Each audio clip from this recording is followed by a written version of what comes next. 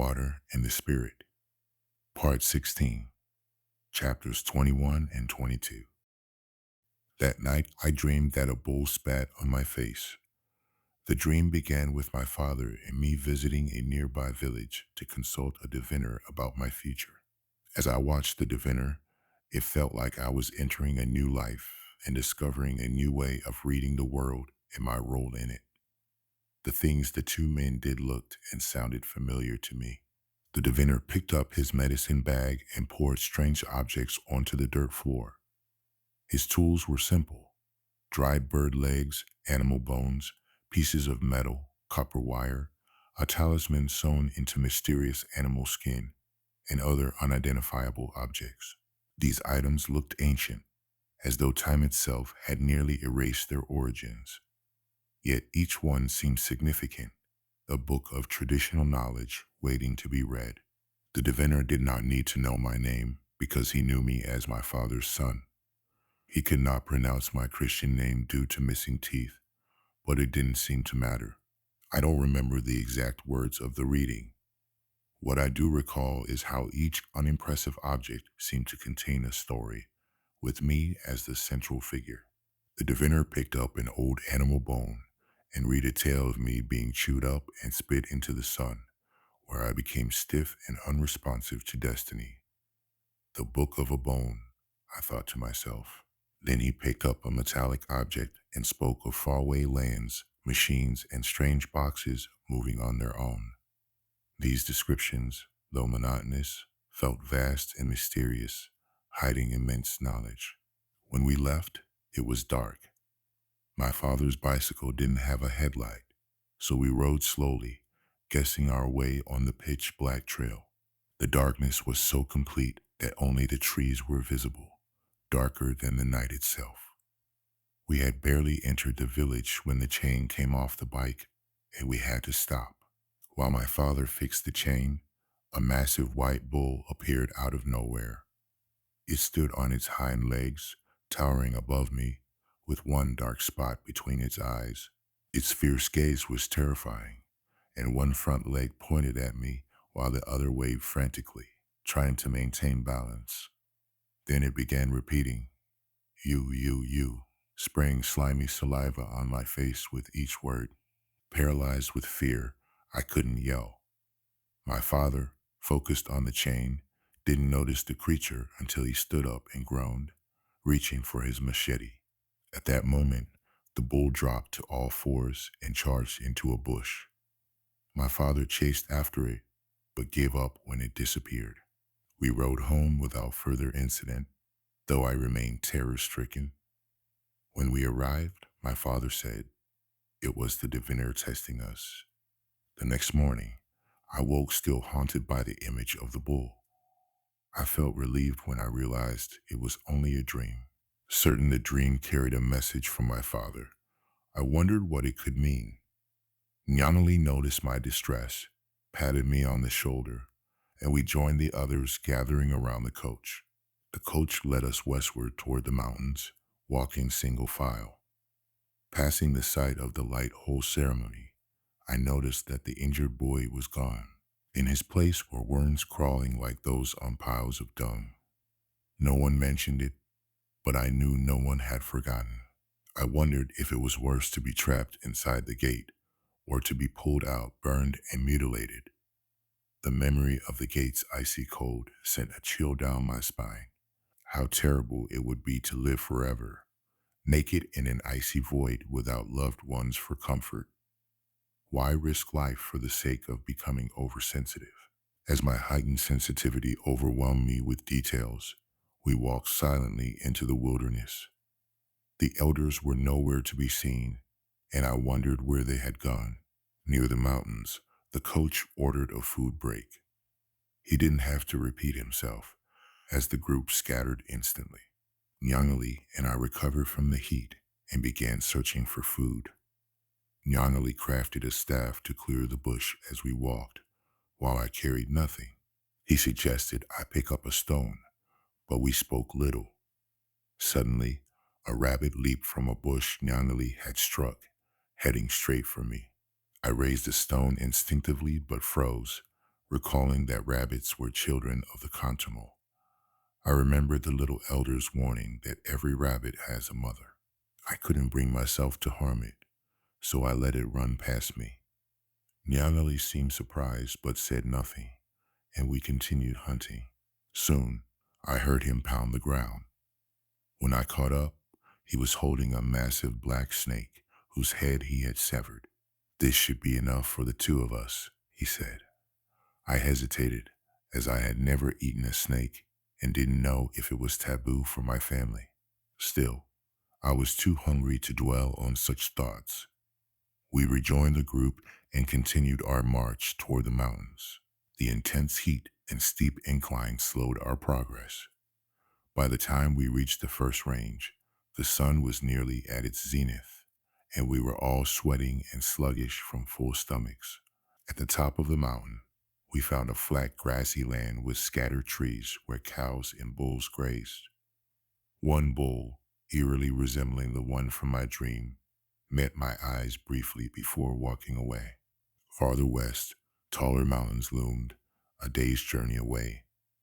We had stopped at the first range and sat down, too exhausted to question if this was where we would meet the elders. The elders soon appeared, marching in a line with their medicine bags and walking sticks.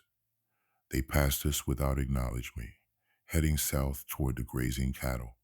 Once they disappeared, the coach ordered us to follow them. After walking for a while, we discovered the elders were now behind us. None of us knew how they had gotten there. We stopped, waiting under the burning sun, as the elders beckoned us to sit on the stony ground in front of them. One elder pulled out a tobacco gourd covered in iguana skin and began unclogging it with a pointed stick. After inspecting it, he passed it to a colleague, who placed the powdered tobacco in his lip. Thus, the elders shared tobacco while we sat facing them.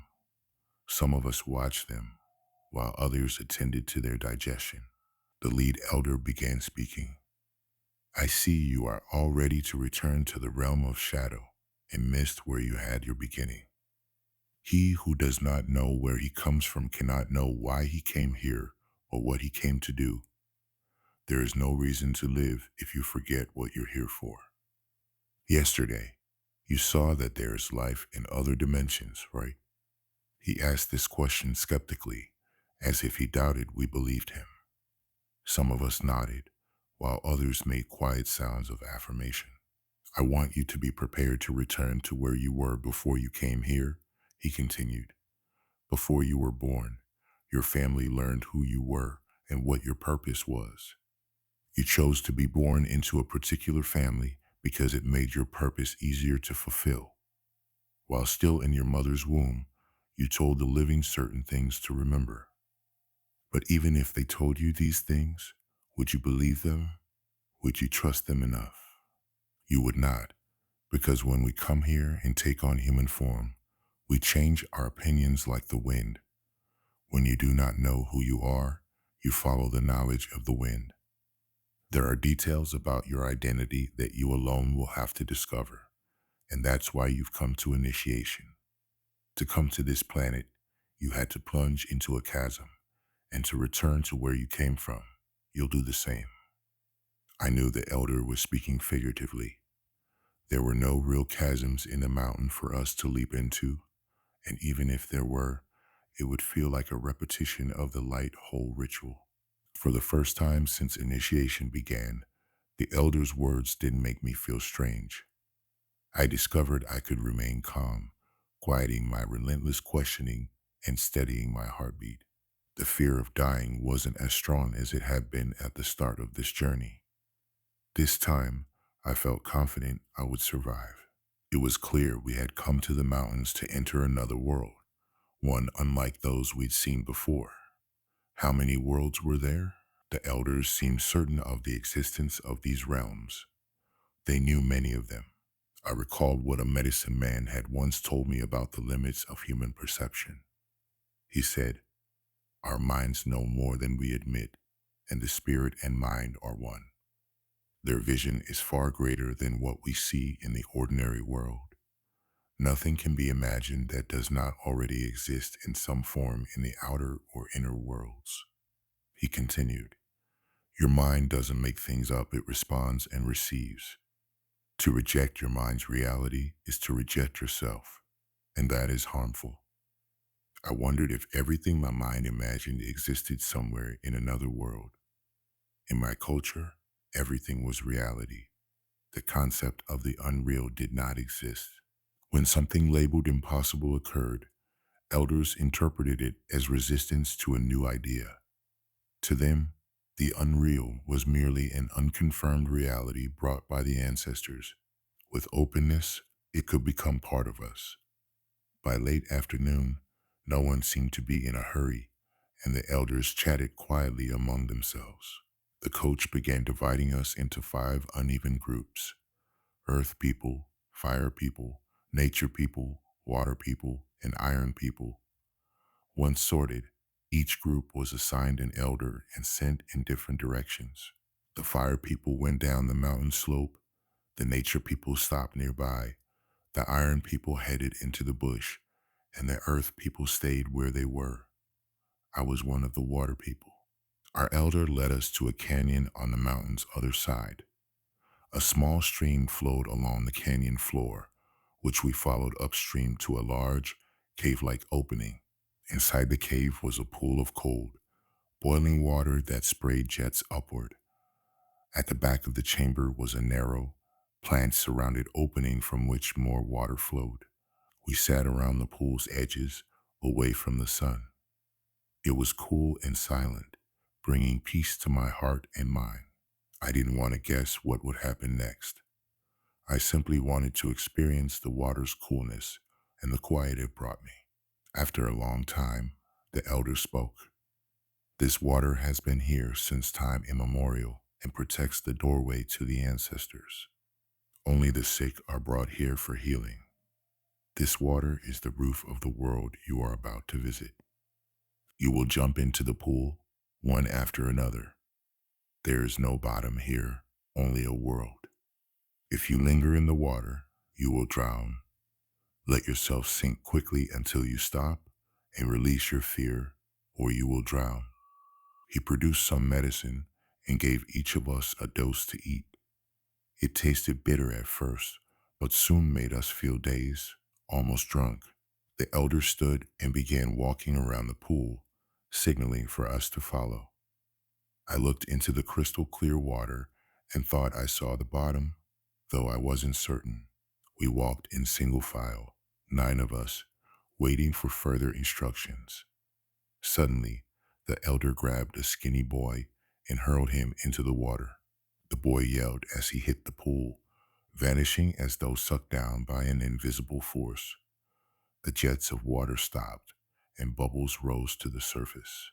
We watched, entranced, as the boy appeared, diving downward like a bird in a bright sky. Soon, he was too far away to see, and the water began boiling again. I instinctively looked behind me and saw the elder smiling maliciously, as if to say, "Now it's your turn, buddy." Without waiting to be thrown, I held my breath and plunged. I was caught in a powerful current. I kept my eyes closed, feeling as though I was flying horizontally beneath the mountain rather than descending. Screaming noises surrounded me as I rushed forward, pulled by an irresistible force toward the north. When I opened my eyes, there was no water around me. For a moment, I thought I had drowned, but I dismissed the thought, realizing it was just my reaction to an alien environment. It seemed to be dusk everywhere, and I could not see far. I wasn't sure if I was standing, sitting, or still moving. I felt like a shapeless consciousness in a misty presence that enveloped me completely. Shadows surrounded me, some foggy, some smoky, some light, some dark. The shadows moved like clouds or smoke, some resembling human shapes, while others were flat cutouts or unidentifiable forms. In this world, I could see myself clearly, but I felt as if I weighed nothing. I was constantly being pulled upward and had to resist this force with great effort. The concentration required to keep my feet on the ground was painful. The world beneath the water was unlike ours, and it was not a place one would want to live in. The voices I had been hearing became more distinct, revealing themselves as a musical conversation between drums, a xylophone, and singing voices. I sensed a presence near me, not frightening, curious, or surprising, but simply asterisk their asterisk. This presence had been pouring information into my heart since my arrival, and I had no power to resist or act upon it. When I could finally see its shape, I realized it was a dolphin, nurturing me like a mother. The power of quiet was immense, creating feelings of stability and trust within me. It was the cosmic rhythm of oneness, the force within that makes us loving and grounded. Peace, I understood, is the act of letting go, returning to the silence that words cannot express because it is too pure. This is why the tree, the stone, the river, and the mountain are quiet. There was no water in that world beneath the pool. Perhaps my journey had been an illusion. When I returned to my senses in the cave, standing in the shallow water, I couldn't help but weep at being back in this strange world. Like my experience with the Green Lady, my underwater journey filled me with powerful nostalgia. I longed for the wholeness and peace I had felt there, knowing it was what everyone deserved at every moment of their lives. Returning to the cave felt like being exiled from my true home. My face was wet with tears, just as my body was with water. When I looked outside, I saw the bull from my dream grazing a few hundred feet away. It wasn't standing on its hind legs this time, but stared at me intently, as if recognizing me from before. The sun was about to set, and I realized my experience under the water had taken the entire afternoon. The bull blinked its eyes ferociously several times, turned around, walked down the hill, and disappeared. As the bull vanished, the elder appeared in the same spot and walked toward the pool. He glanced at me furtively, as if he didn't want me to notice. It occurred to me that I might have been the first one to return. The elder beckoned me out of the cave. As I approached, he stretched out his hands toward me. Instinctively, I stretched mine out as well, and when they met, I felt as if I had a grandfather. We walked hand in hand, he leading and I following, toward the top of the mountain where we had met the elders earlier. "You spent a long time in there," he said. "Almost the whole day. I almost thought you'd never be reborn. Just keep being strong." As we approached the meeting place, everyone was already there. The elder released my hand before we appeared in front of the others. The crowd was silent. We approached without speaking and took our places, I with the young men, and he with the council of elders. Chapter 22. Burials, Lessons, and Journeys. That night at the camp, there was no nightly ritual with fire or drum. Everyone was unusually quiet, as if lost in deep meditation, not wanting to disturb anyone else. I didn't even notice Nyang presence next to me. He had been with the mineral people while I was with the water people. We were nearing the end of our training. I didn't know how much was left, but I sensed we had covered an immense amount of ground. I couldn't fully grasp the meaning of most of the trials we'd endured, nor could I put them into words. Every initiation has its esoteric and exoteric parts. Over time, I've learned that some things can be shared and others cannot.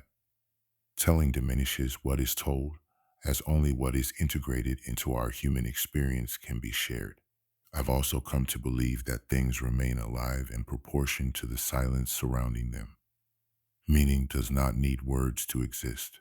There are times, however, when words come to us, though they are inadequate. Words are merely vehicles, shaky and second-rate means of communication. Shamans teach that meaning, fully unveiled, would overwhelm and destroy us. It would turn us into itself. Thus, we must settle for whispers and glimpses of meaning, growing wiser as we approach it. For 2 nights, we did something terrible to each other. The first night, Half of us had to bury the other half alive. It was hard, painstaking work. We spent the day digging graves and the night burying each other. The coach gave each pair a machete and a hoe, letting us choose between a deep vertical grave or a shallow horizontal one. Those who chose vertical graves were given an extra tool because of the difficulty of digging in the dry earth. Some switched to horizontal graves after hitting rocks 2 or 3 feet down. Everyone searched for smooth ground to experience the confinement of their final resting place. The day, accompanied by the coach's drum, felt macabre because of the constant smell of death. We had already endured so much pain. Why were we being asked to bury ourselves alive? The elders did not appear or explain the ritual. The coach oversaw the entire burial process. By mid-afternoon, the graves were ready, either deep enough for the body to stand buried up to the chin or wide enough to lie buried the same way. When night fell, we began the ceremony. The coach moved from grave to grave, assisting each burial. He marked a white ring of ash around each grave and covered the boy to be buried with strange oil. Then, with the help of the partner, the boy was placed in the grave, and the partner filled it with dirt. When it was Nyangali and my turn, we hadn't decided who would go first. My heart pounded violently, and I chose to wait until the next night. Nyangali, unbothered, let the coach cover him in oil and help lower him into the horizontal grave. I began shoveling dirt over him, accidentally dropping heavy chunks that made him protest, joking that he wasn't dead yet. I slowed down and buried him until only his head was visible. Stepping out of the ash circle, I looked at my friend, a living head, his eyes darting swiftly in the dim light. He seemed fragile and vulnerable. When I asked if he felt anything, he said we should have chosen a vertical grave to avoid the weight of the dirt. He added that he would rather not talk anymore, sensing a great challenge ahead. I sat beside him, placed a hand on his head, and waited. The night was pierced by sudden, simultaneous screams. My body shivered, a cold sweat ran down my spine, and goosebumps tightened my skin. Nyangali's eyes remained closed, his breathing slow and steady, while the screams returned, now accompanied by voices. One voice pleaded, "Leave me alone. I don't want to go." Another cried about fire, saying the bush was in flames and urging everyone to flee.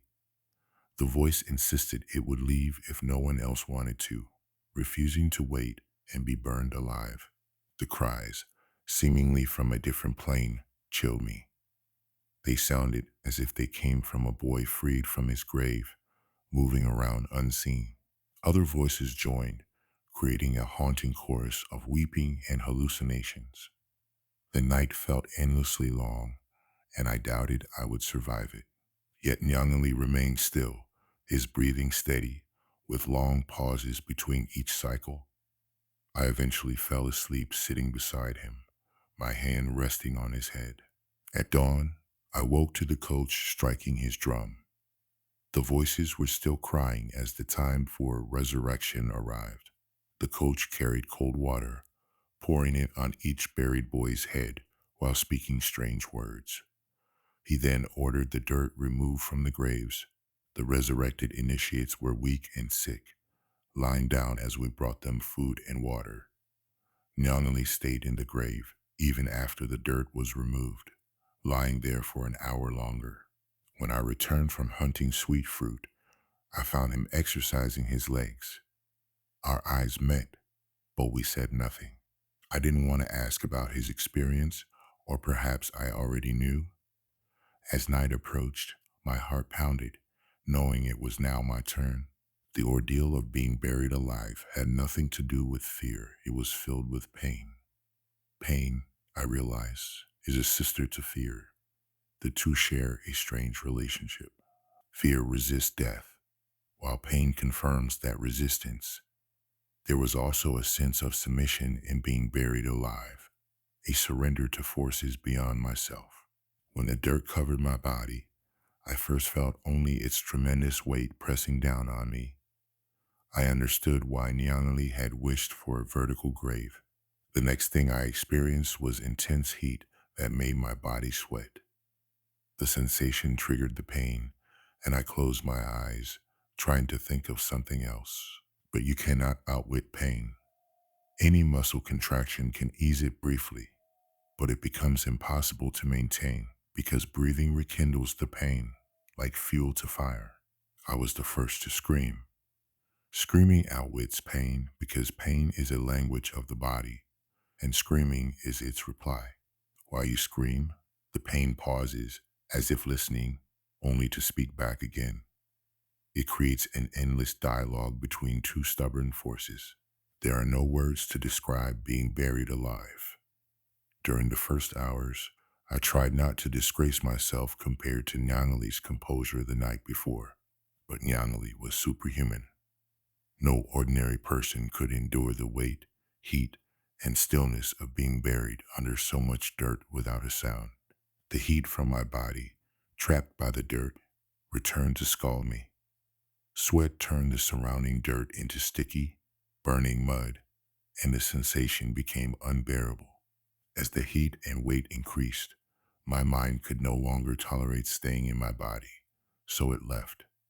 When I began hallucinating, the absence of pain made it a relief.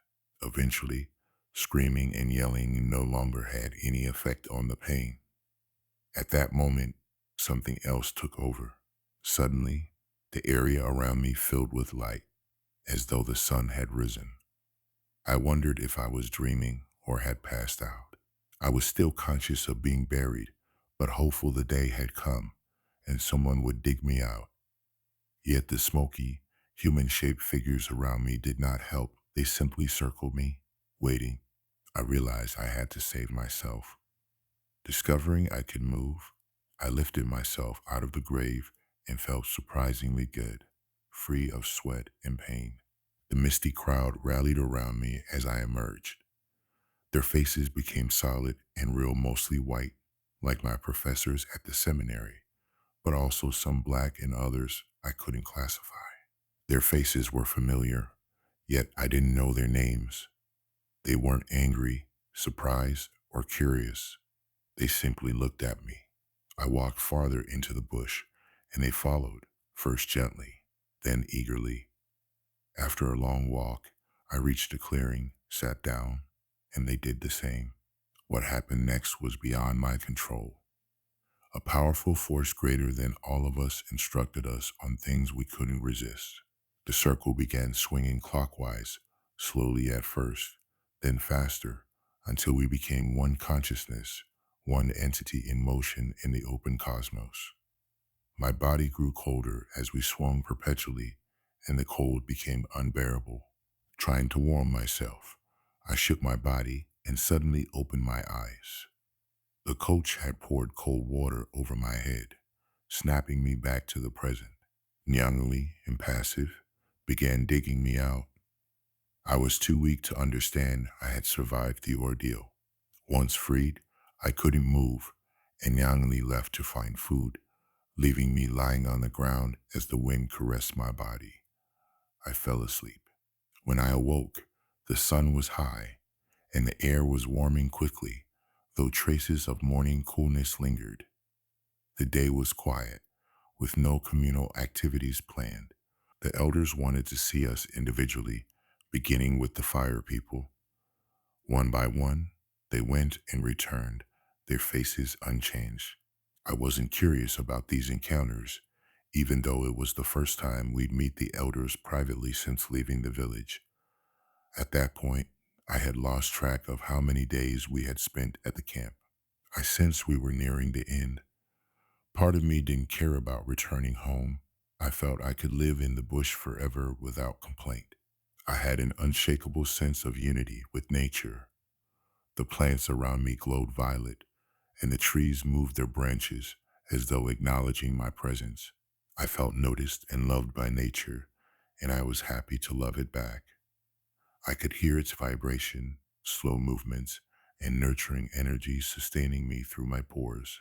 Nature fed itself in ways I couldn't comprehend. I knew it wasn't a meal I could consume, but I had friends in the trees and grass. While others were meeting with the elders, I took a walk, rediscovering the wonders of nature. My perceptions had become hyperbolic, noticing both the smallest crawling insects and the personalities of trees. I could see the roots of plants, some sprawling networks, others simple tubercles. Each one radiated healing power and medicine. I remembered the blind healer in my village who spoke to trees and baffled other medicine men with his skill. His consultations always ended at night, followed by trips into the bush. In the bush, he would speak to Mother Nature in a strange language, listing illnesses. She would respond in a buzzing language, telling him which plants he needed to gather. Then the vegetal world would awaken in the middle of darkness, with every tree and plant speaking to the healer at once. For a witness, it might sound like gibberish, but for the blind healer, it all made sense. The healer would translate, telling patients that a specific tree's fruit, dried and mixed with salted water, would cure their ailment. Another plant might say it could only work if combined with a second plant, whose name the healer already knew. Some trees said they couldn't be touched because they were undergoing a metamorphosis requiring total seclusion. In such states, their substances could harm humans. Other plants were preoccupied helping their neighbors and said their medicine, though helpful to other trees, would be harmful to people. The healer relied entirely on this dialogue with the vegetal world for his work. He often said that the vegetal world was superior to the human one because it knew more than we did and was of a finer species. Plants could thrive without us, but we could not progress without their help. When I returned to the camp, the water people were being interviewed by the elders. I saw the last boy returning and realized it must be my turn. The elders were seated in a circle, and the one who had walked with me on the mountain instructed me to sit in the center. They all stretched their hands toward me and began a long, calming prayer. I lowered my head and focused on the prayer. The words were simultaneously Dagara and not Dagara, incomprehensible but comforting. When the prayer ended, the head of the initiation council drew a circle around me with ash. Another elder anointed my forehead, spine, elbows, and chest with a black sticky substance, marking a cross each time. Then the elders spoke again, one by one, in that strange language, reciting what seemed like a very long prayer. When it was over, they all repeated the same sentence 3 times together. The head of the council spoke. The next 2 days are important for you. Do you know this wild area? I do not, I replied. It won't matter, he continued. You must return to the mountains we visited and look for a cave shaped like an egg. There is no other cave like it, so it will be easy to find. When darkness comes, you will enter the cave and allow yourself to be guided to the contumal world. It is like here, but not here. You must return with what they give you your first medicine and be back before sunrise. You will go alone, he added. Have you understood? I said yes, though I had many questions I felt I couldn't ask. The presence of the elders was overwhelming, creating a numbing vibration that prevented curiosity. Despite not fully understanding, I trusted them completely. I had learned that questioning mysteries destroys the opportunity to learn for oneself. The Dagara believe maturity means living with questions while allowing the heart to discover answers. When I returned to the camp, Nyonali asked if I wanted to journey with him. He was going to the same mountain, but to a more distant cave. Several other boys joined us, and the day passed in monotonous silence as we prepared for the journey. The weight of the assignment kept us all subdued. Finally, as the sun dipped below the horizon, the drum sounded, signaling it was time to go. We walked slowly out of camp and into the thick forest toward the mountains. The journey was slower than the day before as night fell, made more difficult by the sense of unseen forces walking alongside us. Constant distractions pulled at our focus. In truth, There was no road. We were the road, a patrol of 5 boys heading toward the mountains, each on his own mission. We reached a clearing, a place where the sky was fully visible. Abel suggested we rest for a while, as we figured we were about halfway to our destinations. Nyangali pointed out constellations, the triad, the dog star, the monkey star, and the rabbit star, and reminded us that we needed to continue, even though it was nearly midnight. Suddenly, the starry sky disappeared, replaced by a huge bird with turtle-like features, outstretched wings, and glowing red eyes. None of us had ever seen such a bird before. It was the kind of thing we'd only heard about in stories. The first boy to notice it screamed and bolted into the forest. Without thinking, we all followed him. The turtle bird's powerful wing beats moved the treetops and bent the tall grass. It was clearly pursuing us as we ran as fast as we could, the wind from its wings brushing against us. Just as we neared the foot of the mountain, the bird suddenly swooped high into the sky and vanished in a flash. We stopped, panting and bewildered, wondering why we had run. We began discussing the locations of our assigned caves, each of us required to enter one. Knowing Yongali was a mineral person, I asked him where the egg-shaped cave was located. He told me it was in the second mountain range. Both of us had more walking to do. His cave was at the far end of the mountain. As we reached the first range, one of the boys left the group. We picked up our pace, eager to reach our destinations. Soon, we arrived at a river. The water was dark, quiet, and powerful. Without hesitation, Nyangali stepped into the river, and we followed. It was usually shallow, though at one point the water reached our shoulders. As we neared the shore, the boy at the back of the line screamed, saying something big was biting him. I stopped in dismay, unable to see what was attacking him. He screamed again, saying he couldn't breathe. Nyangali grabbed my hand and pulled me toward the riverbank. The darkness made it impossible to identify the creature. I imagined it swimming swiftly toward us, ready to claim another victim, and the thought chilled me. The water suddenly felt icy and terrifying. What kind of creature could devour a human so quickly in the dead of night? The other boys rushed to shore, but the screaming boy had gone silent. By the time we reached safety, he was gone, his body no longer visible on the river's surface. Tears streamed down my cheeks as I stood there, powerless to save him. The other initiates didn't pause, offering no moment of silence. We walked much slower now, nearing the flank of the second mountain range. The tragedy weighed heavily on me, making it hard to focus on the task ahead. Asterisk, who is next? I wondered. Nyamali left me when we reached the mountain flank, pointing toward my egg-shaped cave. Something prevented us from using words to communicate.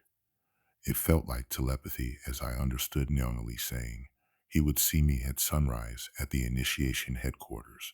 In an instant, he disappeared, swallowed by the darkness. The other boys had vanished too, hidden by the night. Though I knew they weren't far, the night buried us in its silence. I was alone. Thank you for tuning in. Peace, blessings, and much love to you all. On Earth, there was once a people who held the knowledge of the universe across space and time. They were the Israelites. Over time, their wisdom was scattered among all nations, with each taking a piece. In the end, this left them destitute. Now, listen to this profound wisdom passed down through great works, presented in your voice, from your own perspective, from the perspective of the Israelites themselves. For early access to chapters and full audiobooks, consider becoming a member. For just $10 per month, you can unlock exclusive access to this priceless wisdom, once stolen from our ancestors. Hear their voices through your own as you join us on this journey of discovery and reclamation.